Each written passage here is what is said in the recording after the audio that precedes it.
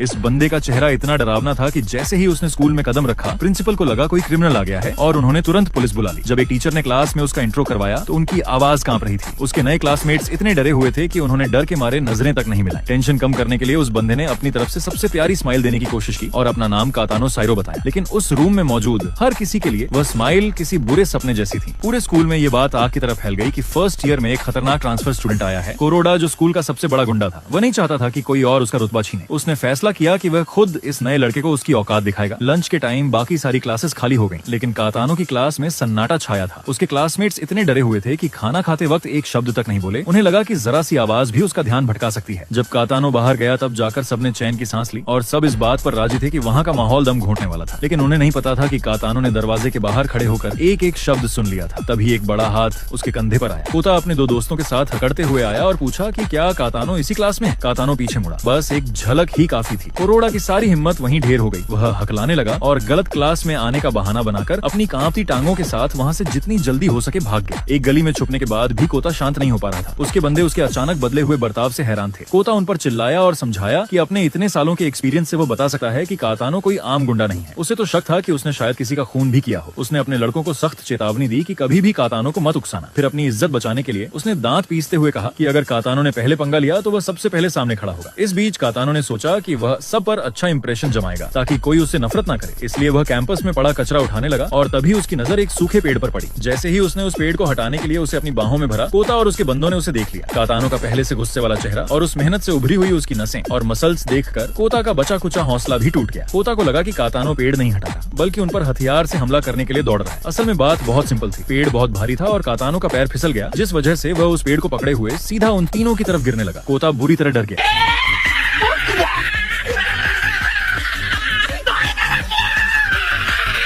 टक्कर के बाद कातानो को लगा कि अब उसकी पिटाई होगी, लेकिन इसके बदले उसे कोरोडा के रोने और माफी मांगने की आवाजें सुनाई दी। इस तरह कातानो बिना कुछ किए बिजोरा हाई का डॉन बन गया। उसके क्लासमेट्स अब उससे पहले से ज्यादा डरने लगे थे। टीचर्स क्लास में उसकी तरफ देखते तक नहीं थे, जबकि असल में कातानो बस शांति से बैठकर नोट्स लिख रहा होता था। उसी वक्त जब कोता इस बात से खुश था कि वह खतरे से बच गया, वहाँ एक सुनहरे बालों वाला लड़का आया। उसे स्कूल के पहले दिन टीचर को पीटने की वजह से सस्पेंड कर दिया गया था। अब जब वह वापस आया था तो वह स्कूल के टॉप गुंडे से भिड़ने के लिए तैयार था। कोता पहले से ही फ्रस्ट्रेटेड था और अपना गुस्सा किसी पर निकालना चाहता था। उसने अपनी टीम बुलाई और सबने मिलकर हमला किया, लेकिन यूजी ने उन सबको एक एक करके जमीन पर लेटा दिया। वह खुद को नया डॉन अनाउंस करने ही वाला था कि किसी ने उसे बताया कि असली डॉन तो कातानो है। यूजी ने तुरंत उससे मिलने का फैसला किया। वह पूरी अकड़ के साथ कातानो की क्लास में घुसा और उसकी सीट पर बैठ गया। पूरी क्लास की सांसें अटक गईं। फिर कातानो अंदर आया। उसने देखा कि उसकी सीट पर कोई बैठा है और वह सोच ही रहा था कि कुछ कहे या नहीं। जैसे ही यूजी ने ऊपर देखा और उनकी नजरें मिली, यूजी वहीं जम